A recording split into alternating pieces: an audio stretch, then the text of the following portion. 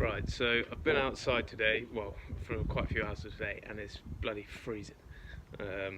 I'm not good with the cold, so I think it's like 4 degrees, but in England everything feels colder for some reason. Anyway, I'm wearing gloves because I'm touching a lot of metal.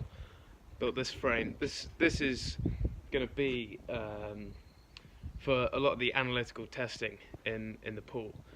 You can see the product, well, the propulsion system will go down there. Eventually you can strap the whole product to it, and then what happens here is that it pivots across this point. I need to replace this bit of wood because it's twisted, so it's offset. But what would happen is that would, as you press the trigger on the controller, that would shoot out the jets and then causing this to pivot, although it would be stopped by up here. I need to put in the cross member for the force meter. So there's going to be a force meter attached from here to here, so it won't actually be able to move, but what it will do is tell me how much force I'm getting, and that's going to be plotted against the amount of amps going in and the amount, well, let's say going in, the amount of amps the motor's pulling and the amount of volts that's going in. And the volts is how you control the RPM, and we'll see what the real RPM is in the water compared to when it's out the water.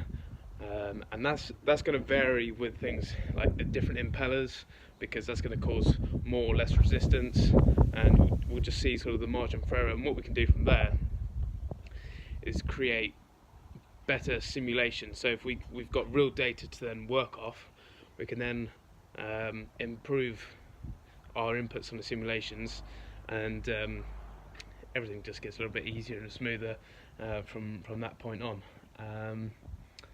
What else is there to this? Not much really.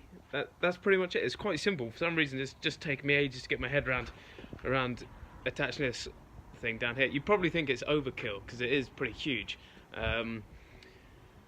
It probably is overkill, but there's going to be around about 500 newtons of thrust being shot out that way, so I just want it all completely sturdy.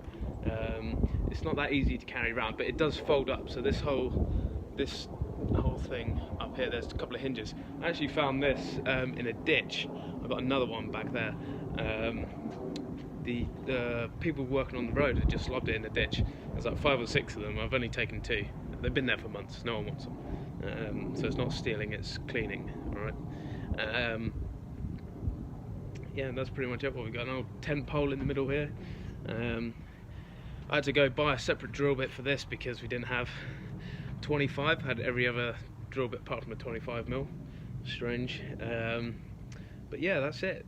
No welding. I'm just going to bolt through it. At the moment, this is like where the force meter would attach to, but at the moment I've just held it in place by this. I'll show you on the next one where I'm going to have several holes in here for adjustment, to, well, just in case you've got any error within this section here.